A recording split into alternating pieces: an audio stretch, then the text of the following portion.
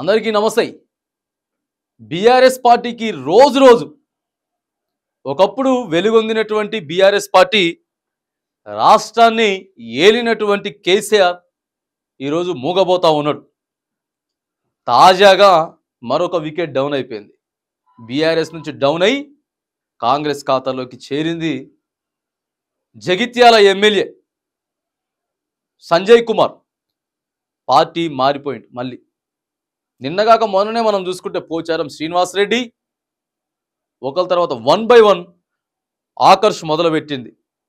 మరి TRS party BRS పార్టీగా మారిన తర్వాత ఎటువంటి ఏ విషయంలో ఏ రంగంలో కూడా రాణించలేకపోయింది అనేది మనకి ఇప్పుడు తెలంగాణ రాష్ట్రంలో కనపడతా ఉన్నది.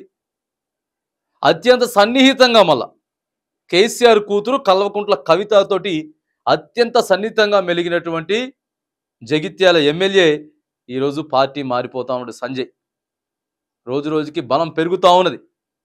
దాదాపుగా 4 మంది ఇప్పటికే పార్టీ మారిపోయినారు. 64 నుంచి 68 స్థానాలకు కాంగ్రెస్ పార్టీ చేరుకుంటే ఒక సిపిఐ పొత్తుతోటి ఇప్పుడు 69 స్థానాలకి కాంగ్రెస్ పార్టీ ఉన్నది. ఏదేమైనా కానీ రోజుకొక షాక్.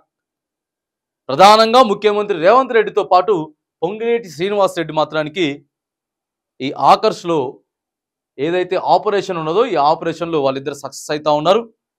రోజుకొకళ్ళు వికెట్ డౌన్ అయిపోయి కాంగ్రెస్ పార్టీలోకి వస్తా ఉన్నది. వరుస షాకులు అనమాట. కేసీఆర్కి వరుస షాకులు తగులుతూ ఉన్నాయి.